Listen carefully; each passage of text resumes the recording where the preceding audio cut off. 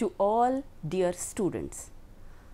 I am Dr. Soumya Das, Associate Professor from Noida Institute of Engineering and Technology, Pharmacy Institute, Greater Noida. Today, we will start our first lecture of the subject Human Anatomy and Physiology 1, and its subject code is BP 101T. This subject is under Dr. APJ Abdul Kalam Technical University. So, students, let's start with the topics like definition of anatomy. What does the word anatomy means? Again, the definition of physiology, pathology, pathophysiology. Then we will come up to the scope. What is the scope of these terminologies related with the living tissues, or we can say living system. Then levels of structural organization. In this we will study what are the various hierarchy levels of structural organization and how it is correlated with the living body systems. After that we will discuss the basic life processes, the needs to maintain a healthy lifestyle. Homeostasis, this is, I hope, new word to you. This is how our body maintains the internal healthy environment. After that, we will discuss the various basic anatomical terminologies which describe our the characteristics of healthy human being. So, let us start. Start with the introduction to the human body. The various terminology starting the subject name Human Anatomy and Physiology. So, first we will understand the term anatomy, what exactly it means.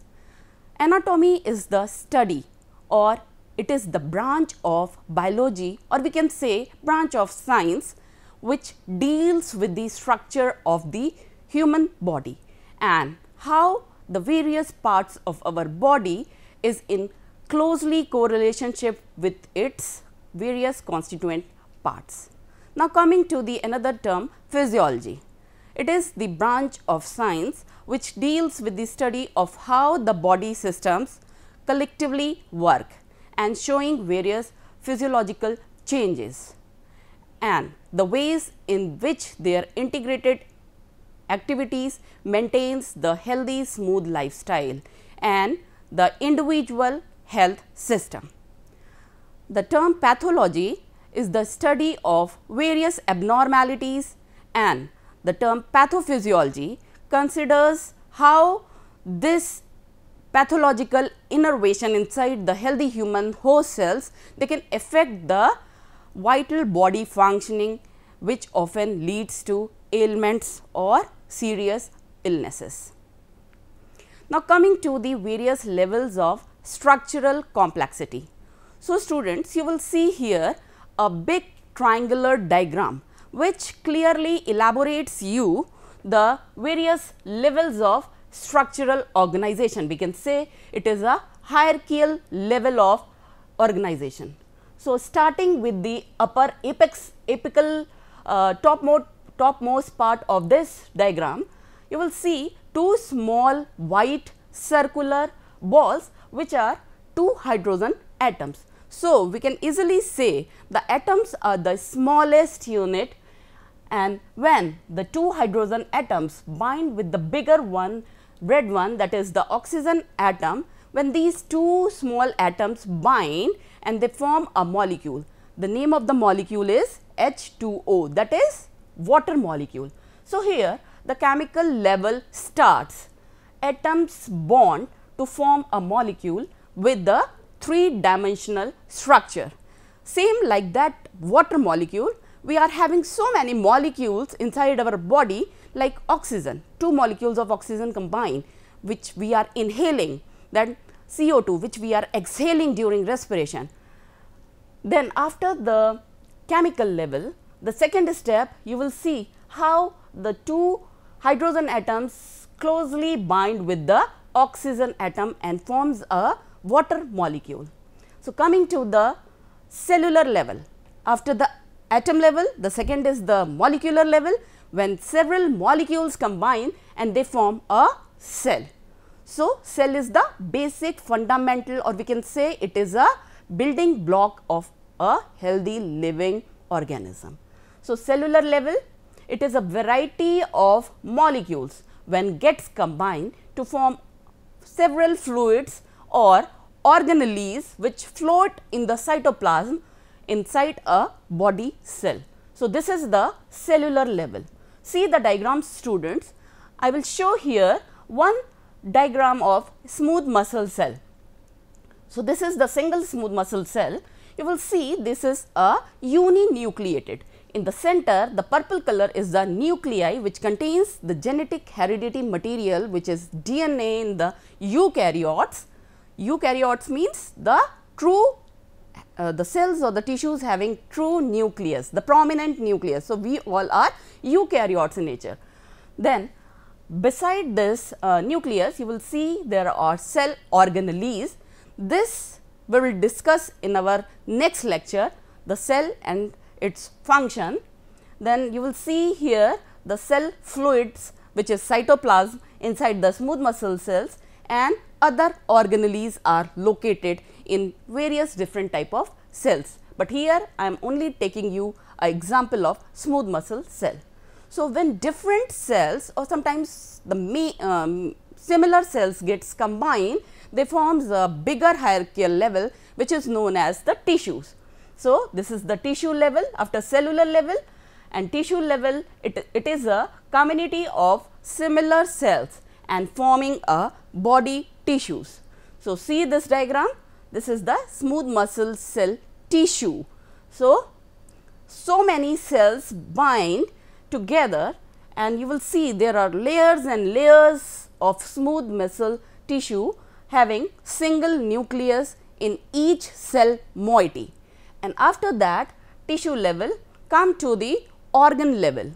Here sometimes two or sometimes more than two, it may goes more and more different tissues when combined and forming a organ.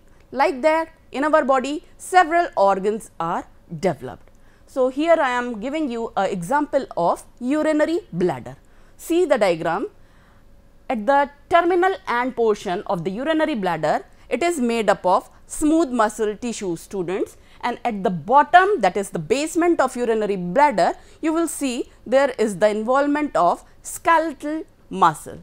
So, from this diagram, it is very much clear that the bladder is made up of skeletal system, skeletal tissue, skeletal muscle as well as the smooth muscles.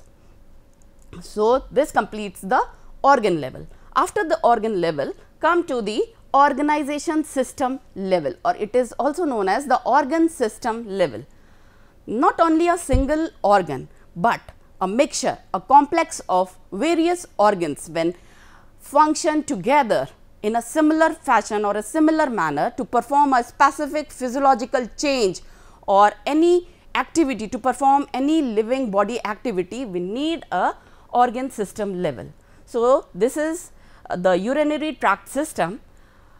You will see two kidneys, the right hand side as well as the left hand side, right kidney and left kidney, and beneath the kidney there is two yellow tube like structures which is the ureter, and after the ureter the inverted triangular diagram is the urinary bladder, and beneath the bladder there is a tube like structure, that is urethra. So, organ system level, you will see two or sometimes more than two organs work closely in close proximity together, we can say, to perform the functions of a body system. So, this is the organ level system functioning, and at the bottom of this triangular diagram the organizational level. Many organ systems when work in harmoniously together to perform the function of the independent organism is the organization level.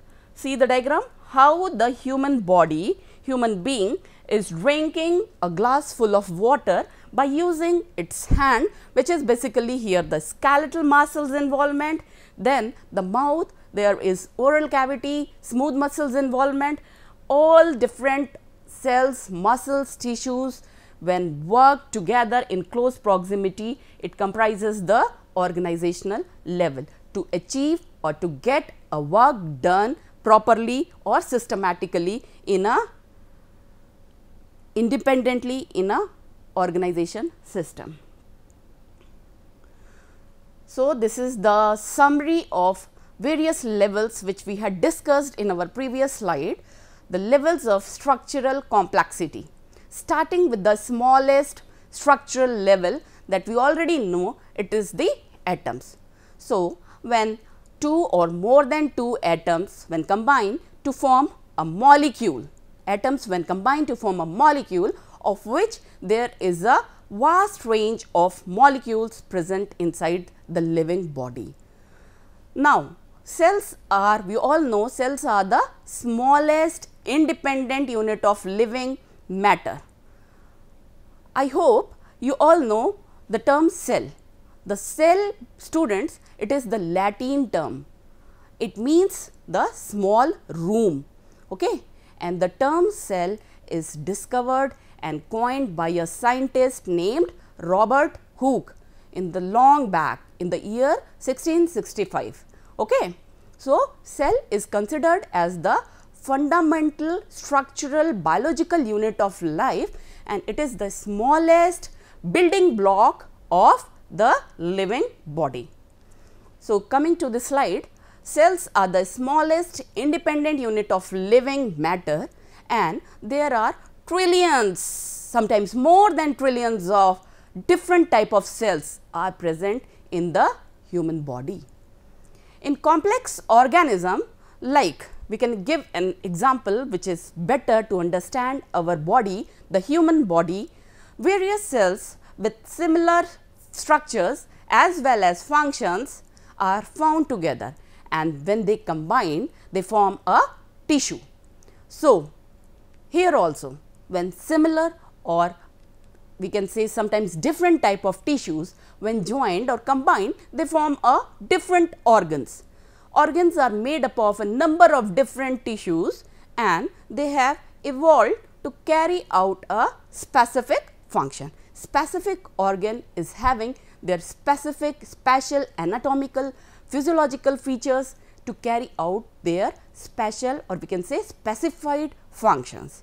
So, after different organs there is an organization system. So, the organization system of a number of organs and also there is an involvement of various different type of tissues that together contribute to one or more several needs, that is basic needs of the living body. So, what are the basic needs of a healthy human living system? So, coming to this slide, the basic life processes. The first most important life process is to obtain, procure food as well as oxygen for our respiration from the nearby surrounding or we can say from the environment. So, after that the body living system perform by using the food and the oxygen and water molecules, the fluid which is present. We all know our human body, which is we can say approximately 70 kg body, it contains the 70% of fluid in our body. So, by using these different items food, oxygen and water molecules, our body or living body perform various different type of chemical reactions to provide energy. If we can't have energy, we can't able to do or carried out any function. So, we need our cells, tissues, organs, organization systems, all different parts needs ATP in the form of energy to get the work done.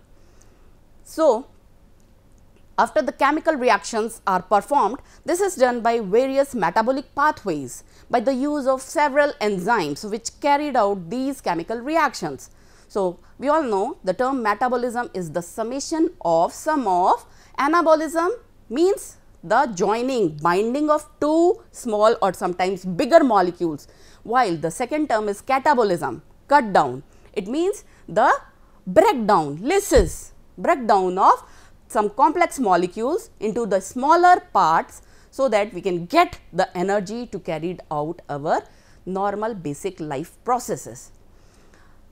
So, after that metabolism, the term came is elimination, or we can say the excretion of the unused, undesirable, or we can say the waste products from our body.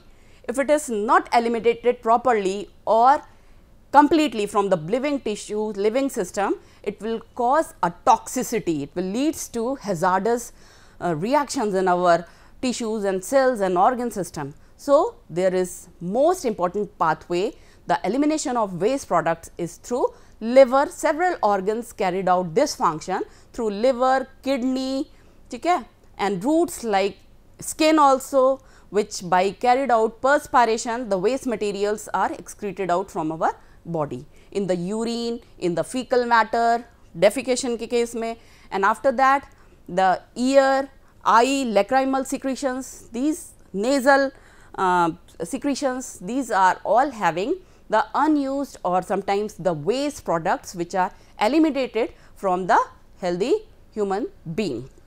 So, after the elimination, there is the body carried out the synthesis of different proteins which is required for the further production of enzymes, receptors to receive the signals to carry out the various other mechanism for the survival of healthy human being.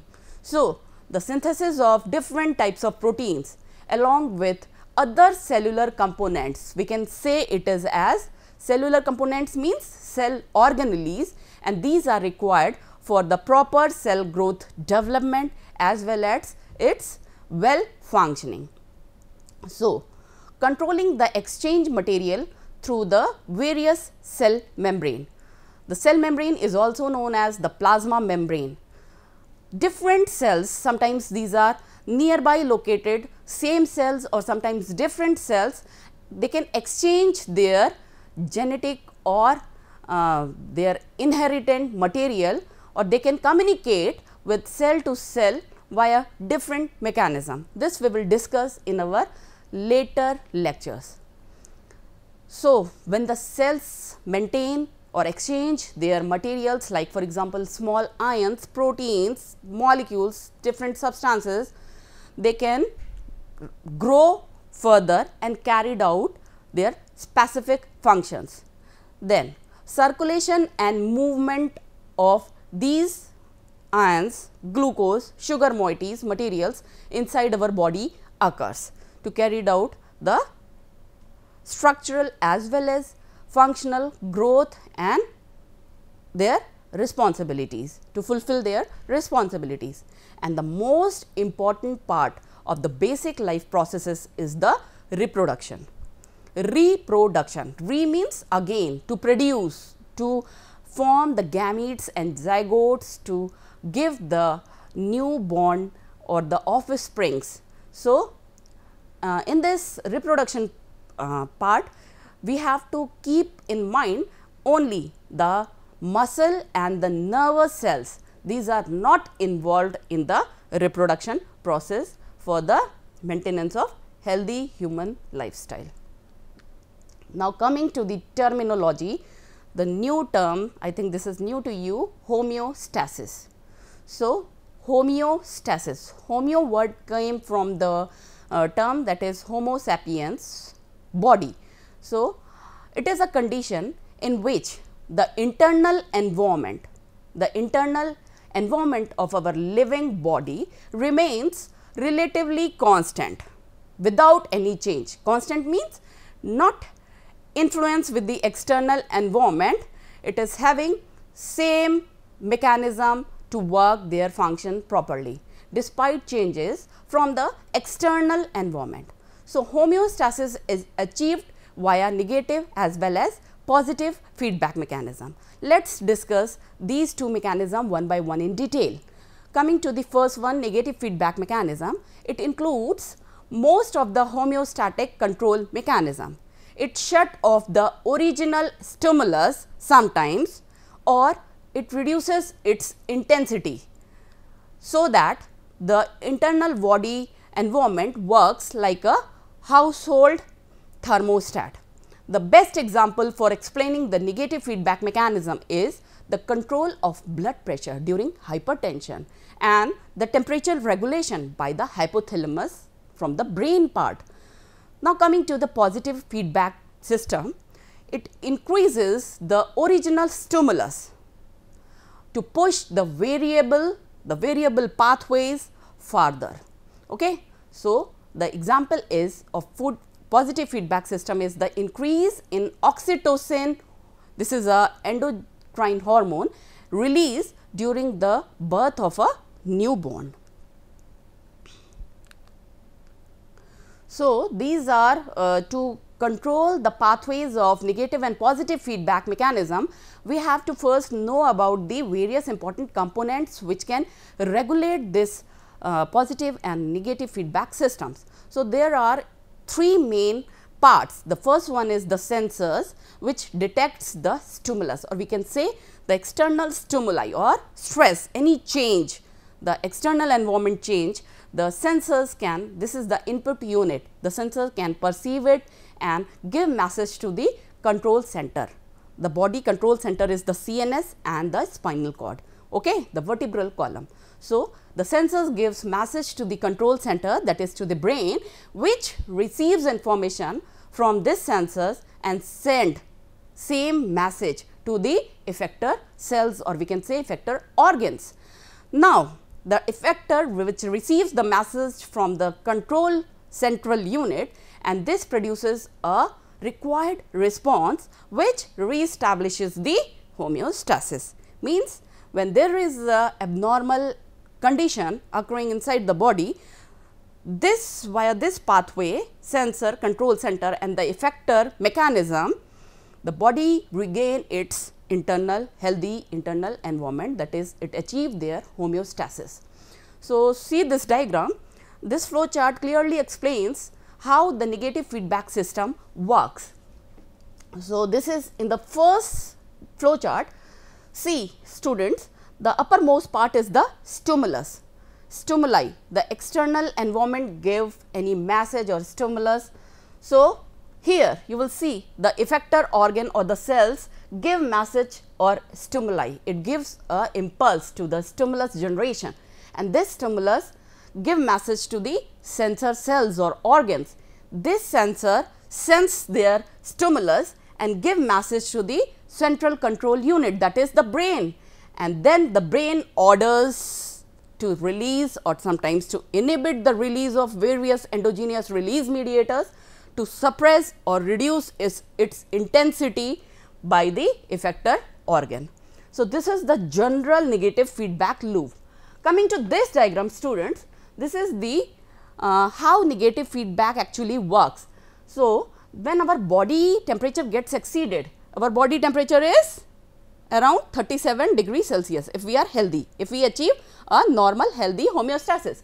But if it exceeds beyond the 37 degrees Celsius or it is 39, 40, 42, then what happens students?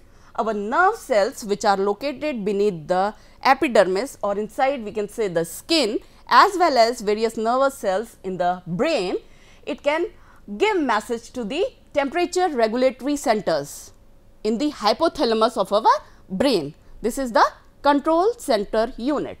Then what brain does? It give message to the sweat glands which is located all over in our body, various places.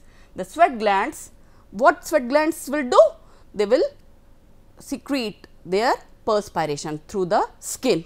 So, from this perspiration our body temperature gets down, and by this mechanism the negative feedback system maintains our normal body temperature. Coming to the positive feedback mechanism students, you will see in the positive feedback here the child, the neonate or we can say the newborn pushes himself or herself towards the cervix, that is the topmost lining of the uterus. They pushes their head towards the cervix and this acts as stimulus, and they give signal which this signal sent back to the brain. Now, what brain does? Brain gives message to the posterior lobe of pituitary gland को message देगा, and this posterior lobe of pituitary will release the oxytocin.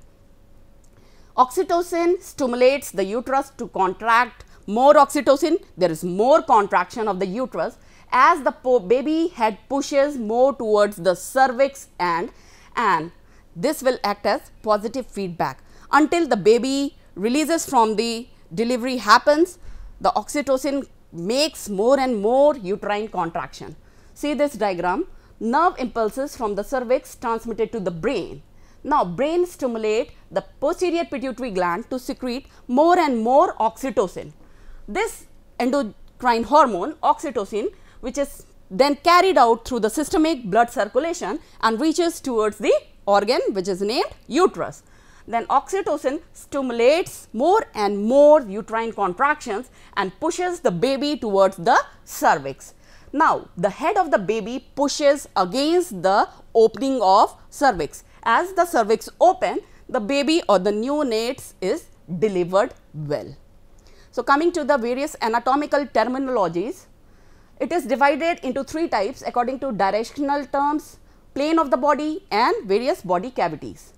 So, see this directional terms, you will see in the diagram there is directional terms describe the position of the structures which are relative to the other structure of the locations which are present in our body.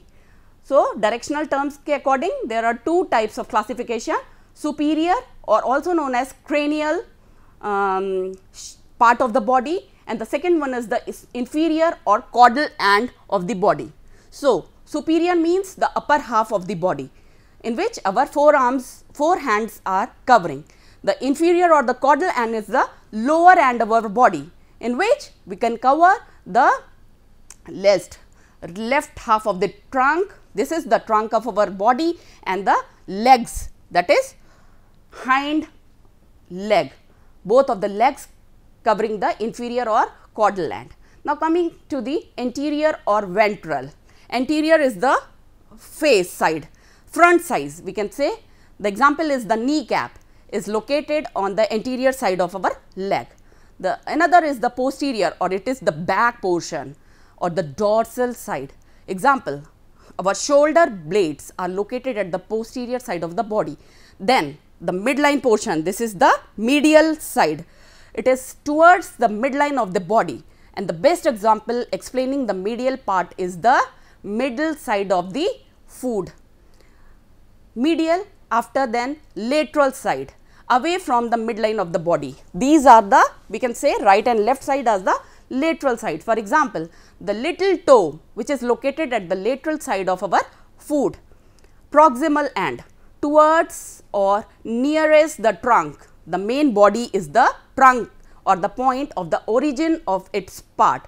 Example of proximal end is the femur joint with the pelvic bone. You will see here the thigh bone, the pelvic cavity contains the pelvic bone, and the distal part, it is the away from, or the we can say the farthest from the trunk or the point of the origin of the part. The hand is located at the distal for the forearm. So, these are our hands which is distal to the forearm. Now, this is the planes of body. So, it is divided into four main planes. The first one is the coronal plane, or we can say it is the another name frontal plane. See the diagram, students, the upper topmost part, it is a vertical plane running from side to side, and this divides our body into right anterior as well as the posterior portions. The second one is the sagittal plane, or also known as the lateral plane. It is also a vertical plane which runs from front as well as back side and divides our body and the other parts of our body into right hand side as well as left hand side organs or the parts of our body. The third plane is the axial plane, or also known as transverse plane. It is the horizontal plane. See, clearly you can note it down. The above two is the vertical plane, while the axial and medial plane, students, these are horizontal plane and divides our body or any part of our body into the upper and the lower extremities. And last one is the medial plane. It is also known as the sagittal plane, and it is the midline, the central part of our body, and divides the organs in our body into the right and the left hand sides. Now, coming to the various body cavities. See the diagram, students. Cavities is the hollow space in our body. So, it contains various internal organs or viscera, and the body cavities are two types, students. The first one is the ventral cavity and the second one is the dorsal cavity. You will see in the right hand side, this is the ventral cavity which contains the thoracic cavity and the abdominopelvic cavity. Abdominopelvic means it contains the abdominal and pelvic cavity, while the second one you will see here, the dorsal cavity. It is the back side of the, that is posterior side of the body, and it contains spinal cavity and spinal, or it is also known as the vertebral column. So, cranial cavity, you will see in the brain, this is the cranial cavity, and the vertebral column is the vertebral canal. So, here it is spinal cavity and the cranial cavity makes a dorsal cavity. So, this is all about first lecture of human anatomy and physiology. See you in the next lecture. Till then, take care.